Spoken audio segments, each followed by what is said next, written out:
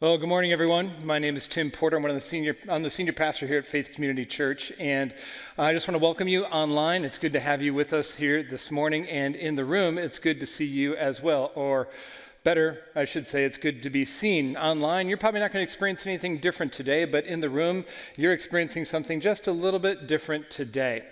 On Thursday, I was exposed to COVID, and with all the different changes of the CDC in the last couple of days, we just thought it would be best and wise to video this sermon so that I don't turn into a super spreader event here at Faith Community Church unintentionally. And so thankfully, I don't have any symptoms, and thankfully, Lord willing, I'll be back in person next Sunday morning preaching as well. But today, we're going to be going about it in this kind of way. As you could tell from the video, we are in a series called Life on Purpose. And when Jesus calls us to himself, we're going to see this in the passage today, when Jesus calls us to himself, he calls us to a radical kind of change that only he can do in us. But Jesus not only calls us to himself on purpose, he calls us into his mission. To have a relationship with Jesus is to have a relationship with his mission and in his mission, and he gives us a unique mindset, his mindset, to live out where we bring the good news of Jesus as far and as wide as we possibly can in his mission. So today we're going to be reading from another passage in the Gospel of Luke, Luke chapter 4, and learning about Jesus' mission, the radical change he brings into our lives, and the mission that he calls us into when we follow him. Luke 4, we're going to be reading from verses 14 through 30. And if you need a Bible in the chairs in front of you, I highly recommend, if you don't have a Bible, use one of the ones in the chairs in front of you. It's on page 859 and 860 in those Bibles there. Again, Luke 4, 14 through 30. Give you a moment to turn there.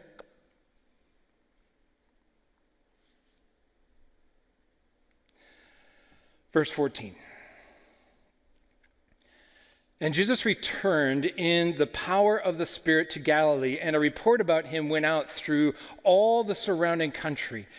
And he taught in their synagogues, being glorified by all. And he came to Nazareth, where he had been brought up, and as was his custom, he went to the synagogue on the Sabbath day, and he stood up to read.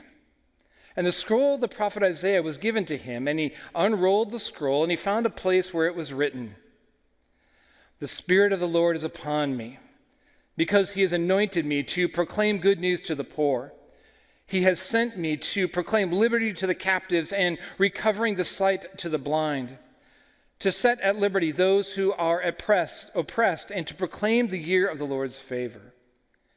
And he rolled up the scroll and he gave it back to the attendant, and then he sat down. And then all the eyes of the synagogue were fixed on him. And he began to say to them, "Today, this scripture has been fulfilled in your hearing." And all spoke well of him and marveled at the gracious words that were coming from his mouth. And they said, "Is this not Joseph's son?" And he said to them, "Doubtless you will quote to me this proverb, 'Physician, heal yourself. What we have heard you did in Capernaum, do here in your hometown as well.' And he said, 'Truly I say to you, no prophet is acceptable in his hometown. But in truth I tell you, there were many widows in Israel in the days of Elijah, when the heavens were shut up 3 years and 6 months, and a great famine came over the land. And Elijah was sent to none of them, but only to Zarephath, in the land of Sidon, to a woman who was a widow. And there were many lepers in Israel in the time of the prophet Elisha, and none of them was cleansed, but only Naaman the Syrian. And when they heard these things, all in the synagogue were filled with wrath. And they rose up and drove him out of the town and brought him to the brow of the hill on which their town was built, so that they could throw him down the cliff. But passing through their midst, he went away. This is the word of the Lord. Thanks be to God. Now, every profession or vocation has its little proverbs about the job and how to do the job or what the job is like. When I was younger and was in seminary and doing part-time ministry, during the summers I worked with a remodeling company, and one of the proverbs in the remodeling industry is measure twice, cut once. Measure twice, cut once. Well, in seminary, in pastoral ministry, when you're being trained to be in ministry in school, there's a proverb there as well. The proverb goes something like this, and it's especially for young ministry students who are going into their first pastorate. The proverb is, you need to know and remember that those who want you to come the most are the ones who will want you to leave the most. And so the average pastorate, first-time pastorate, usually lasts about 3 to 4 years. It's just a warning about what the job is like. Now, if that's true, and thankfully that hasn't happened here at Faith Community, but if that's true, the people of Nazareth get the record for being the ones who most want Jesus to come and be there, and then turning on him and most want him to leave, because in a matter of just a few moments, they turn from praising him to wanting to kill him. We see in verse 22 that when Jesus says that the scriptures have been fulfilled in their hearing, we read that all in the town, all in the synagogue, spoke well of him and marveled at the gracious words that were coming from his mouth. And then just one sermon application later, we read this in verse 28. When they heard these things, all in the synagogue were filled with wrath. And they rose up and drove him out of their town and brought him to the brow of the hill on which the town was built, so that they could throw him down the cliff. They went from praising to wanting to kill him with just one sermon and some application. In God's providence, maybe that's why I'm video recording this, so that just in case you might start out wanting to praise the teaching and end up wanting to kill me, I won't be here, so there we go. But what's going on in this passage? What's going on with Jesus and these people? See, Jesus is announcing something radical and significant about who he is and his mission, that he has come to bring freedom and liberty and sight and good news to the poor. But when the people of Nazareth hear what that means for them and what that mission might mean according to Jesus, they get angry at him. We want to listen to Jesus so that we can be ones who experience the freedom that Jesus has come to give us and create in us, but also so that we don't have the same kind of barrier in us that was in the people of Nazareth that kept them from the mission of Jesus and missing Jesus. And not just missing him, but wanting to shut him out and do away with him. First, the good news of Jesus and the context of what's going on here. If you remember last week, if you're here last week, we learned from Pastor Larry in the beginning of Luke, that Jesus had a battle with Satan out in the wilderness, and Jesus overcame Satan. Jesus did. In that moment, in that time, after 40 days of not eating and drinking, in a moment of great weakness, physical weakness, Jesus beat Satan. Something that no human being in human history has ever been able to do. Adam and Eve were in the garden, and they were overcome by Satan. Jesus is in the wilderness, and he overcomes Satan. And because of that, Jesus is uniquely capable and uniquely empowered to set us free as captives of Satan.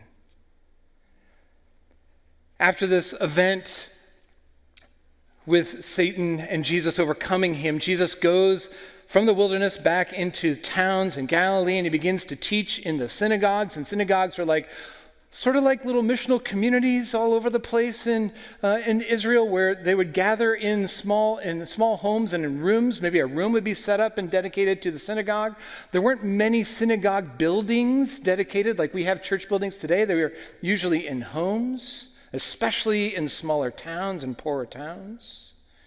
But Jesus would go in and he would teach. He would teach the people, and reports about Jesus' teaching and his power started to spread throughout all the countryside. And then Jesus goes back to his hometown. He's a hometown boy, the place where he grew up, where the people know him and he knows them. And Jesus goes into the synagogue on the Sabbath day, and he stands up to read the scroll that was given to him from Isaiah, and Jesus intentionally goes to a specific spot in Isaiah to let the people know, and you and me know, what his mission is all about and who he is. We pick up in verse 17. The scroll of the prophet Isaiah was given to him, that is to Jesus, and he unrolled the scroll, and he found the place where it was written. This is Isaiah 61, verses 1 and 2. You see the quotation marks, and he reads, "The Spirit of the Lord is upon me, because he has anointed me to proclaim good news to the poor. He has sent me to proclaim liberty to the captives and recovering of sight to the blind, to set at liberty those who are oppressed, to proclaim the year of the Lord's favor." And he stops. And he rolls up the scroll again, it says, and he gives it back to the attendant. And he sits down. In the synagogue, you sat down to teach, whereas we tend to stand up to teach publicly. And all the eyes in the synagogue were fixed on Jesus. What is he going to say? They've heard reports about Jesus. What's he going to say about this passage? And this is what he says. Today, this scripture has been fulfilled in your hearing. In other words, what Jesus is saying is this passage that was spoken back in Isaiah nearly 1,000 years ago or so, it's about me. And I'm fulfilling it. This is my mission. This is my mission. Again, it's a quotation from Isaiah 61. To know a little bit about what Jesus is doing here, we need to understand a little bit, or remember a little bit about what's going on in Isaiah. In Isaiah, the prophet Isaiah, he is called to bring a message of judgment onto the people of Israel because of their idolatry. But it's not just judgment, it is also one of great hope and one of salvation after judgment. And the context of Isaiah 61 is envisioning a time in Israel's history that is to come, that they were to experience, where they experienced exile because they resisted God. They became a godless nation. Even though they called out on God, they became a godless nation. They were functional atheists in how they related to God. They were filled with idolatry, worshiping other things other than the living God who they belonged to, who redeemed them. And God sends them into exile. But then God gives all this hope along the way. There's going to be this servant that God sends. A servant who comes, who's filled with power, who suffers along with the people, for the people, and delivers the people from exile. If you were here for our Hosea sermon series, the message of Isaiah was similar. He was talking about similar events and similar things that Hosea was talking about. where God is relentless in talking to the people, calling them back to him, calling the people of Israel back to him. And even though he's going to let them go into judgment, he will not give up on his promises to them. He will not let his people go. He will stay committed to his people. And he will send somebody to bring them out of bondage. That servant, Jesus says, is me. I'm the one who's righting the world. I'm the one who's making everything right again. Now, just two reflections before we move on. One, maybe you've struggled with this. I know I've struggled with this at times where I sit there and I think at times when I see how broken the world is, like how in the world, with how broken and sad the world can be, can there be a good God who actually loves us? A good God who actually loves us. And if there's a good God who actually loves us, wouldn't he be stopping all the brokenness in this world? But it dawned on me as I was trying to seek an answer to this question, as I was looking at some of the best answers to it and what the Bible has to say about this big problem about the brokenness of the world, is that God cares about the brokenness of the world even more than we do. He loves the world. He created the world. And God is determined, because of compassion and mercy and goodness and justice in his heart, he is determined to right the wrongs that are done in this world. So when Jesus is saying, I'm coming to release captives, I'm coming to announce good news to the poor, I'm coming to bring freedom to those who are oppressed. Jesus is the one who's righting the wrongness and brokenness of the world. That's what he is announcing. He is that one. Now, there's two parts of this that are remarkable. Two parts to this that are remarkable. One is that this is all about good news. Notice that in the verse 18. Jesus has come to announce and proclaim good news to the poor. A relationship with God and a relationship with Jesus is not about good advice on how to fix your life. It's about good news about what God is doing, and we can join in with him and have a relationship with him. It's good news, not good advice. And it's good news to those of us who know that we are in need. This is why when Jesus starts to announce this after he defeats Satan, we can see that Jesus has the power to do what he says that he's come to do. He has overcome someone, our greatest enemy, Satan. He has overcome him in ways that we're not able to. See, we might live as Americans in one of the most free nations in the world, but we are still born captives. Captives to Satan, captives to sin, captives to our own sinful desires. Have you ever noticed? I've mentioned this many times before, but have you ever noticed, for those of you who are parents or work with children, no human being ever had to teach another human being, and especially children, how to be selfish. But we do have to teach them to share and be generous. That's an indication. It's an indication that we are born captive to our own sinful, selfish desires. And what Jesus has come to do is to bring release to you and me who are captives, to announce good news of what he is doing, and that we experience a radical transformation in relationship with Jesus.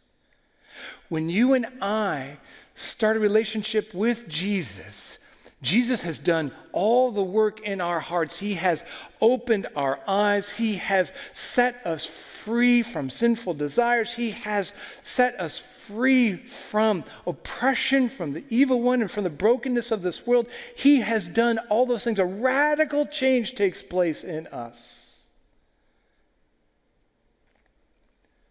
Because the oppression, as Jesus defines it, the oppression,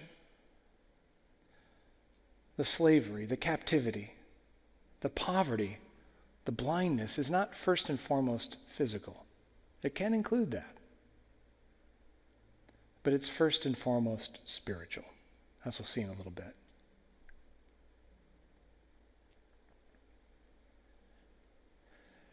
This kind of radical change, being freed from Satan, being freed from evil desires, being freed from blindness and made to see. Something that Jesus does in us when we begin to follow him. But it's also something that Jesus continues to do in us as we continue to follow him.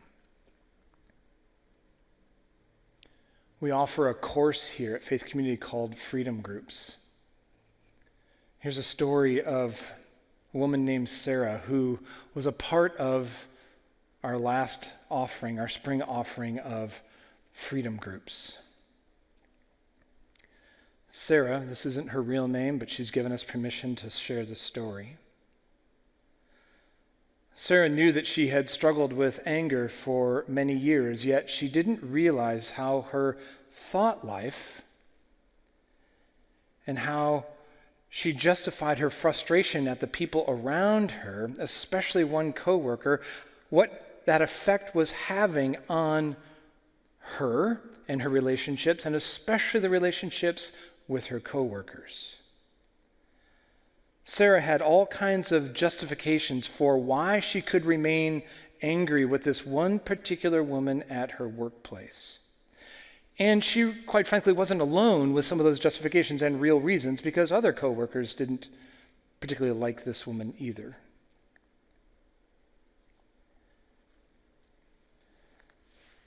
And there was a toxic work environment that was being created. As Sarah went through the Freedom Group material and applying scriptures to her own life, this sentence was written. Jesus helped her realize that she was part of the problem. She, Sarah, was part of the problem, specifically with this coworker. Jesus, through his Spirit indwelling in her, convicted her about her anger. And she confessed that to Jesus, and she prayed and asked for Jesus to forgive her for the ways in which she had justified her anger at this coworker. And then, it's amazing, she sat down with her coworker and confessed her sins to her coworker and asked her for forgiveness. Thankfully, and in God's mercy, this confession and seeking of forgiveness and living in the freedom of obedience to Jesus and not in slavery to sinful desires, it changed the relationship that she had with her coworker. And this change in their relationship affected the toxic workplace that they were in, and everybody knew that something had changed. See, Sarah was enslaved as a follower of Jesus to her own sinful desires. She was blinded to the effects that this was having in her workplace, and Jesus set her free. And he continues to set people free. Jesus announcing his mission back in the first century wasn't just for the first century, it's for today as well. Jesus is still in his mission of setting people free from captivity, from oppression, of making blind eyes to see and to experience the life that he has come. How is Jesus righting the world? How is Jesus fixing a broken world? One life at a time. If you're a follower of Jesus and you know that there's some things in your life that you just can't overcome, you've been struggling for a long time with them, I want to encourage you to sign up for and register for our next offering of freedom groups. Registration opens up on August 18th, and the first session of the course starts on September 22nd. Jesus is still setting people free.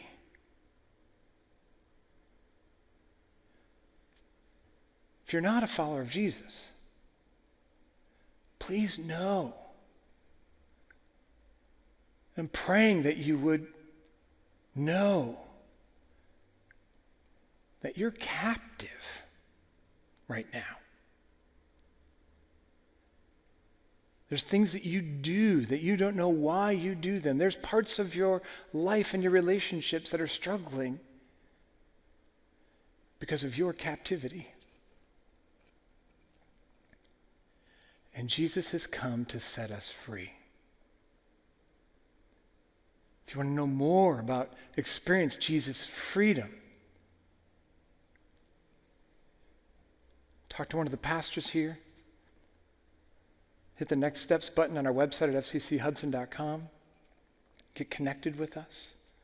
Or sign up. Sign up as well for freedom groups. To learn and experience Jesus opening your eyes, setting you free. This is the kind of freedom that Jesus brings into the world.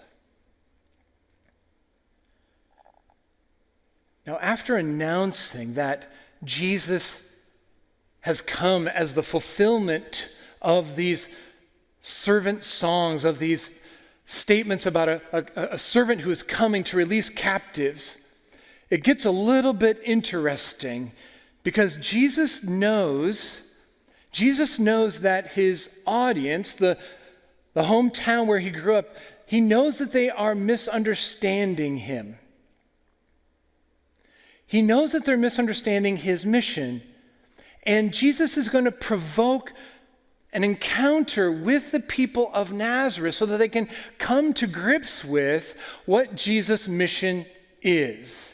And Jesus knows that he's being misunderstood because, one, he grew up there, he knows the people, but also because they're all celebrating his news that this is who he is. They're all happy. Jesus knows that if they fully understood his mission,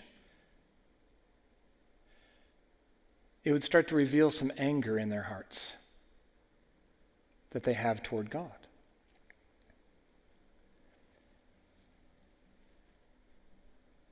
So, Jesus provokes them. Again, Jesus starts to apply his message to them by saying they're going to tell him a parable in verse 23. Jesus said to them, that is the people of Nazareth, he said, "Doubtless you will quote to me this proverb, 'Physician, heal yourself.'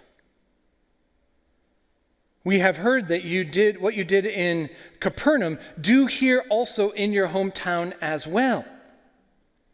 And Jesus said, "Truly I tell you, no prophet is acceptable in his hometown."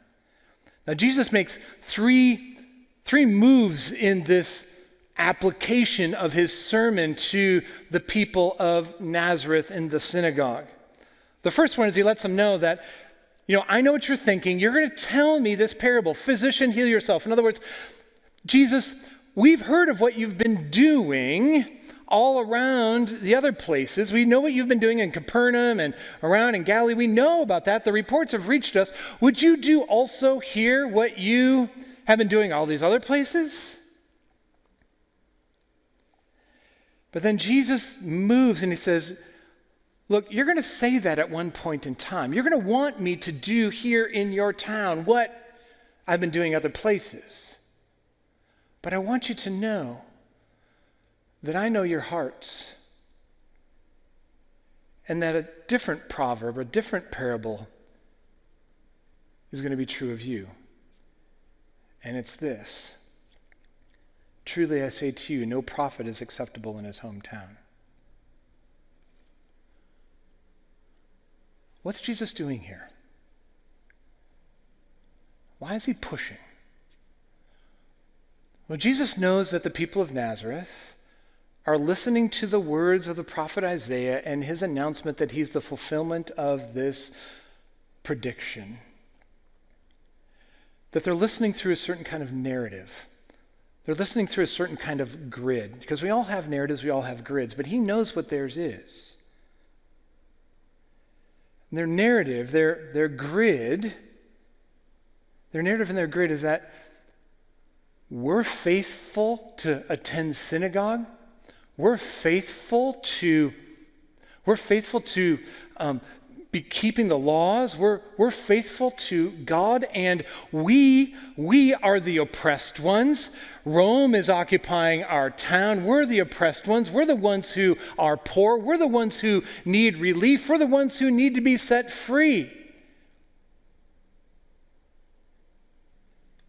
And Jesus also knows, because he hears them, he also knows that they have a sense of entitlement with Jesus. They're saying to one another, when they hear that Jesus is the fulfillment of these scriptures, they're saying to one another, isn't this Joseph's son? I know Joseph. I remember Joseph. And he's the son. He's our hometown boy. This could go well for us in Nazareth. The Messiah, the servant that the Lord said that he would send, he's one of us. And we're from his home. He's from the hometown. We're part of the crew. And Jesus knows that they're becoming focused on themselves and what Jesus might be able to do for them, and them exclusively? Primarily?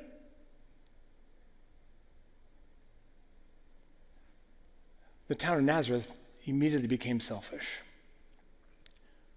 We get Jesus all to ourselves.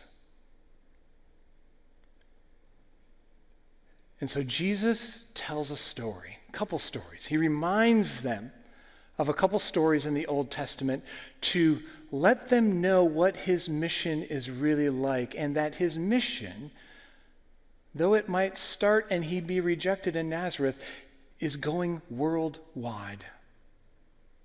His mission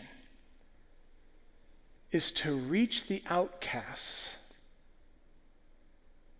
the kinds of people that the people of Nazareth would never imagine would be reached by the Messiah. So he tells these two stories, or reminds the people of these two stories from the Old Testament about defining who the poor are, who the captives are, who the oppressed are. That's what this story does. He's applying it. He's clarifying it. So it says in verse 25, "But in truth I tell you, there were many widows in Israel in the days of Elijah, when the heavens were shut up 3 years and 6 months, and a great famine came over all the land of Israel. And Elijah was sent to none of them, but only to Zarephath in the land of Sidon, to a woman who was a widow. And there were many lepers in Israel in the time of the prophet Elisha, and none of them was cleansed, but only Naaman the Syrian." who are the people that Jesus is sent to? Who are the people? What are they like that Jesus is going to them and wants to include them into his mission of restoring a broken world? A widow in Zarephath and a leper named Naaman in Syria, in Sidon. In Syrian, sorry. Who are these people? The widow in Zarephath in Sidon was a widow who she grew up in a Gentile territory, and she actually lived at the very heart of the center of Baal worship, an idol. She lived in the city, the capital city of idol factories. And Elijah is sent there to care for her. She was a heretic. She was an outcast. She was unclean. And God didn't send Elijah to the people of Israel in the famine and the widows there. God sent Elijah to her. That's where Jesus is going. Outside the walls of Israel. Naaman, the Syrian, was a leper. And at the time, his country, he was a general in the army, and his country was at war with Israel. And there were other lepers in Israel, and Elisha specifically heals Naaman. He too was a heretic. He too was an outcast. He too was unclean. He wasn't poor like the widow was, and so Jesus' definition of poor is bigger than just physical poverty, but he was poor in spirit. He knew that he had nothing to give. He knew that he deserved nothing. He deserved nothing from God. And God healed and saved him. Religious outcasts, moral outcasts, they are the ones that Jesus is sent to.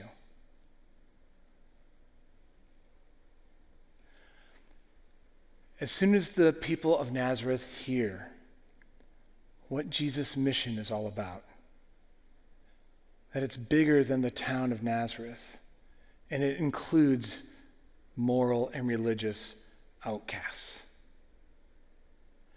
Jesus was right. They get angry. They want nothing to do with Jesus. They want to stop him from that kind of mission.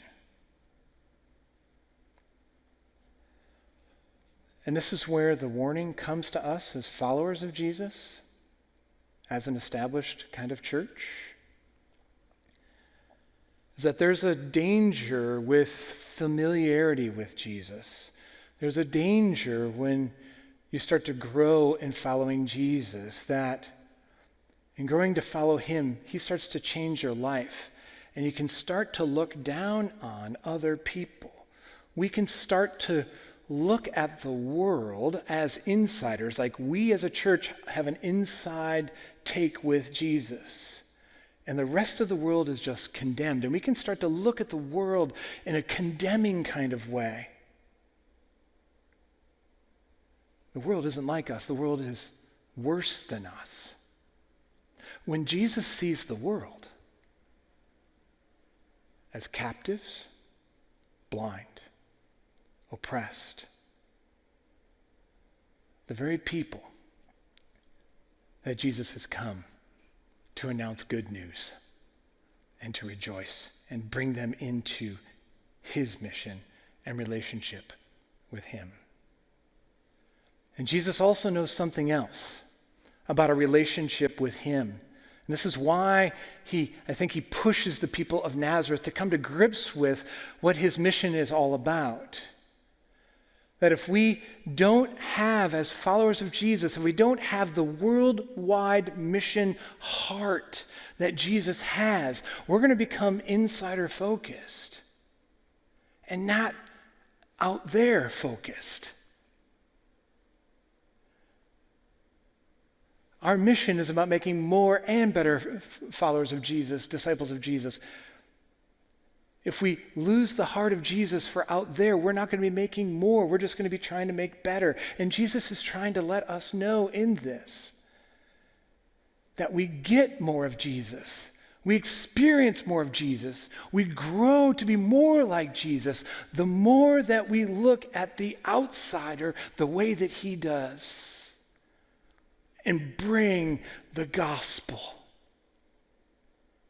to announce good news to one another. Just like Sarah, who's been following Jesus for a long time, to hear good news about the gospel, to overcome her unbelief, to overcome her sinful desires, so that she can walk in freedom of forgiveness with Jesus and with others. And to announce good news, the same good news to the world. Too often the church is in the business of condemning the world. The world's already condemned. The world doesn't need to know that it's condemned. The world needs to know that there's good news for the condemnation. The good news for the condemnation. Faith community, we desire for more and more and more people, we included in that, to experience a gospel-inspired life. A life of freedom in Jesus. A life of freedom from captivity. A life of freedom from blindness and oppression from the evil one and our own sinful desires. And Jesus can give that to us. But that message is not just for us. It's for our friends, our coworkers, our neighbors, our enemies, our outcasts. Some time ago now, I was in India. And we were in a village in India, and there's a group of us there, and a couple guys, younger men from that village came up and asked a few in our group, said, "Hey, why are you white, rich Americans here in our village?" And they said, "Well, we're here because we're helping people learn about Jesus and talk about Jesus. Do you know anything about Jesus? Have you ever heard of Jesus?" And the young man said, "Jesus, I think I've heard of him. Does he live in the village down the road?" And my heart broke. Here's a man, a young man, who knows nothing about the Jesus of the Bible.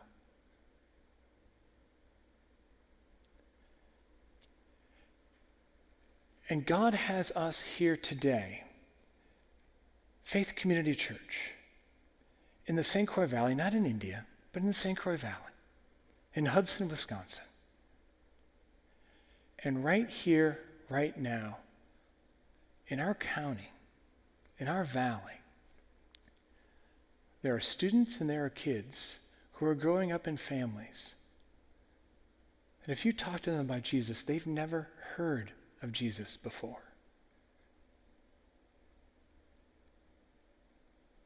Will our hearts break about that?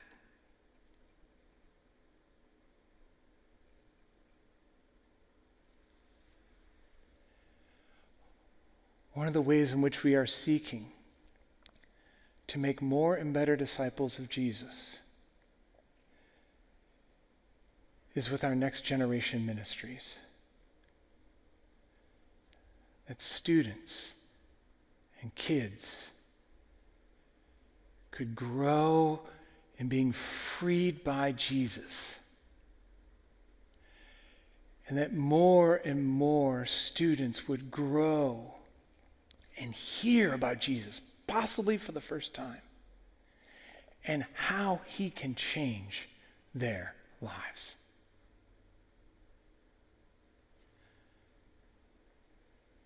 I want to invite you that one of the ways, if you're not serving with us at Faith Community, serving is really important way to grow to be more like Jesus, to serve in a mission like his, with his heartbeat, to help people experience freedom.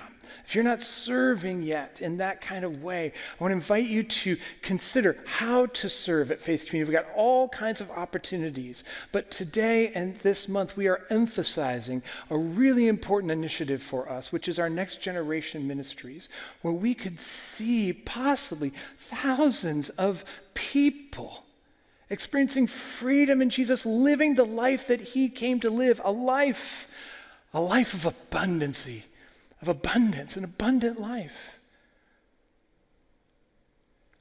Right after the service today, we'll have ministry leaders in our Next Generation for Faith Littles and Faith Kids and Awana and Refuge. They would love to talk to you about ways in which you might be able to be a part of that ministry, both to help children here at Faith Community walk in the freedom of the gospel and the abundant life that Jesus came to give, and to create ministries and opportunities for people who've never heard Jesus before, kids who have never heard of Jesus before and what he can do and who he is, to be introduced to him right after the service. Please go and check that out. Now, there's one interesting thing that's missing from this passage and what Jesus does here, and I want to close this way. If you're familiar with the Isaiah 61 passage, Jesus did an intentional stop. He stopped reading at an intentional point. Here's the context. Jesus said, the Spirit of the Lord is upon me because the Lord has anointed me to bring good news to the poor. He has sent me to build up the brokenhearted, to proclaim liberty to the captives, the opening of the prison to those who are bound, to proclaim the year of the Lord's favor. And then Jesus stopped, but the text actually goes on and says this: to proclaim the year of the Lord's favor and to proclaim the day of the vengeance of our God. Jesus stopped. He stopped with saying the year of the Lord's favor. Why? Because Jesus' mission wasn't to bring God's vengeance at this time. When he comes again, there's vengeance. Jesus' mission at this stage was to come and to absorb God's vengeance. When Jesus comes again, he will bring judgment on a condemned world. But in this first stage of the mission, he comes not to bring judgment, but to absorb judgment. This is why his life ends in death, and why Jesus was able to escape in this moment. One of the other writers of one of the other Gospels of Jesus says about this passage that Jesus was able to escape because it wasn't his time yet. The people of Nazareth tried to kill Jesus, but he wasn't going to die that day. He's going to die a different day. It's going to end with him dying on a cross, where he absorbs the vengeance of God, where he absorbs the judgment of God for everyone who's poor in spirit, for every captive who turns to him, for everyone who's oppressed who turns to him. He absorbs all of that judgment so that now, right now, until he returns, he can announce and we can experience the year of the favor of the Lord. May we feel that. All the favor of the Lord, because Jesus absorbed all the judgment for us. And that the world would hear through us the year of the favor of the Lord. I invite the worship team to come up. And I want to ask that you would join me in praying right now for us. Please join me. Father, thank you that you care deeply and compassionately and mercifully about this world. You love this world that you created, and you see its brokenness, and you are determined to right it. And you're doing that through your Son right here, right now, one life at a time. And I ask God for our next generation ministries that you would please use them in powerful ways to raise up children and students to walk in the freedom of Jesus, to experience Jesus, overcoming their unbelief and teaching them how to live, and the gospel power for how to live for you in this world, and that more and more and more students and kids and families through these ministries would come to experience the freedom of Jesus. God, would you please be with our church, that we would have the mindset of Jesus, that we would embrace the mission that he calls us to, as he has made a radical change in our hearts. Thank you, God. In Jesus' name, amen.